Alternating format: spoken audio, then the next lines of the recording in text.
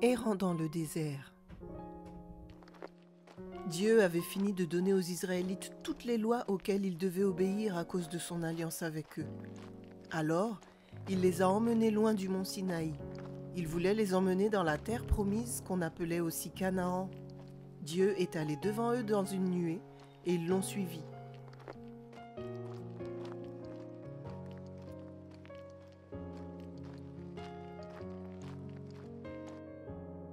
Dieu avait promis à Abraham, Isaac et Jacob qu'il donnerait la terre promise à leurs descendants. Mais il y avait beaucoup de tribus qui vivaient là-bas. On les appelait les Cananéens. Les Cananéens n'adoraient ni obéissaient à Dieu. Ils adoraient des faux dieux et faisaient beaucoup de mauvaises choses.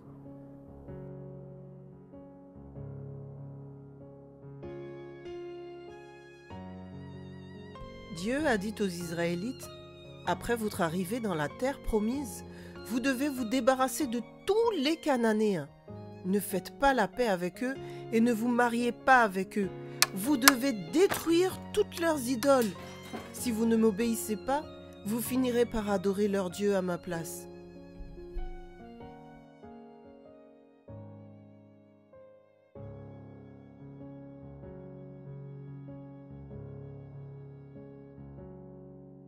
Quand les Israélites sont arrivés à la frontière du pays de Canaan, Moïse a choisi 12 hommes, un de chaque tribu d'Israël. Il leur a donné des instructions afin d'aller espionner le pays pour voir à quoi il ressemblait. Ils devaient aussi espionner les Cananéens pour voir s'ils étaient forts ou faibles.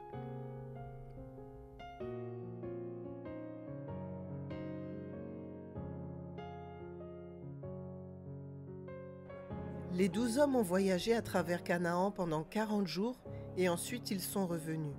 Ils ont dit au peuple: « La terre est très fertile et les récoltes sont abondantes. » Mais 10 des 12 espions ont dit: « Les villes sont très fortes et les gens sont des géants.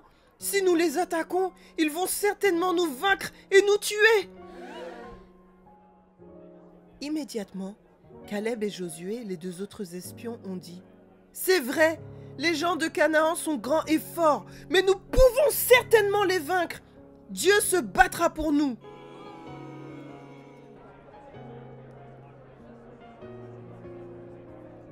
Mais les Israélites n'ont pas écouté Caleb et Josué. Ils se sont mis en colère contre Moïse et Aaron et ont dit: « Pourquoi nous avez-vous emmenés dans cette place épouvantable? Nous aurions dû rester en Égypte.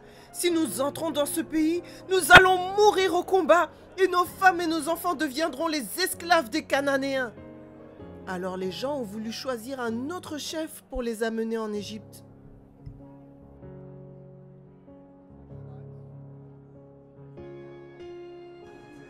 Dieu s'est mis très en colère. Il est venu à la tente de la rencontre et il a dit: « Parce que vous vous êtes rebellés contre moi, tout le peuple va errer dans le désert. » À l'exception de Josué et Caleb, tous ceux qui ont 20 ans ou plus vont mourir dans le désert et n'entreront pas dans la terre promise.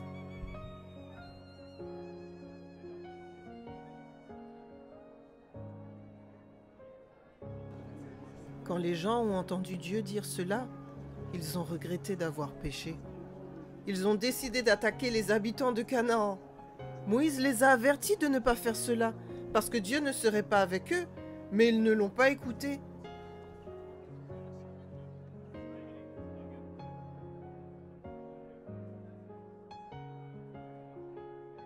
Dieu n'est pas allé avec eux dans cette bataille. Donc les Cananéens les ont battus et ils en ont tué beaucoup. Alors les Israélites se sont détournés de Canaan. Pendant les 40 années suivantes, ils ont erré dans le désert.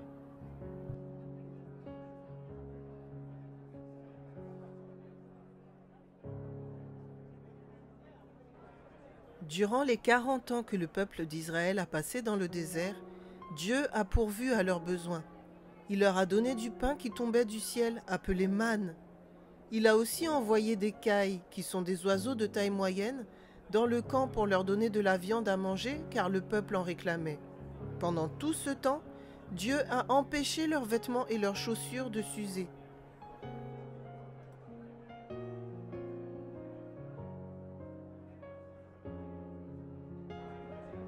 Dieu a même fait sortir miraculeusement de l'eau d'un rocher pour leur donner à boire. Mais malgré tout cela, le peuple d'Israël s'est plaint et a protesté contre Dieu et contre Moïse. Dieu est resté quand même toujours fidèle. Il a fait tout ce qu'il a promis aux descendants d'Abraham, d'Isaac et de Jacob.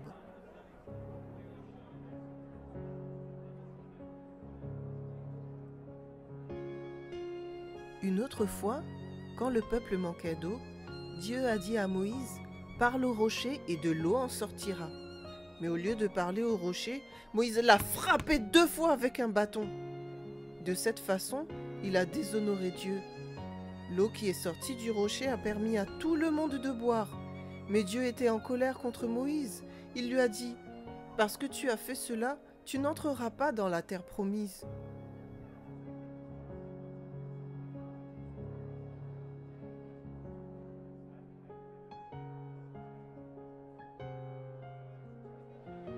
Les Israélites ont erré dans le désert pendant 40 ans, et tous ceux qui s'étaient révoltés contre Dieu sont morts. Donc, Dieu a conduit le peuple une nouvelle fois vers la frontière de la terre promise.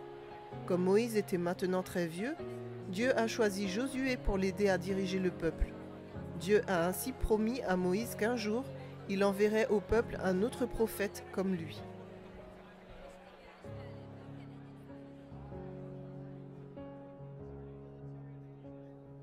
Alors Dieu a dit à Moïse d'aller au sommet d'une montagne d'où il pourrait voir la terre promise. Moïse a vu la terre promise, mais Dieu ne lui a pas permis d'y entrer. Moïse est mort et les Israélites ont pleuré sa mort pendant 30 jours. Josué est devenu leur nouveau chef, un bon commandant parce qu'il avait confiance et obéissait à Dieu.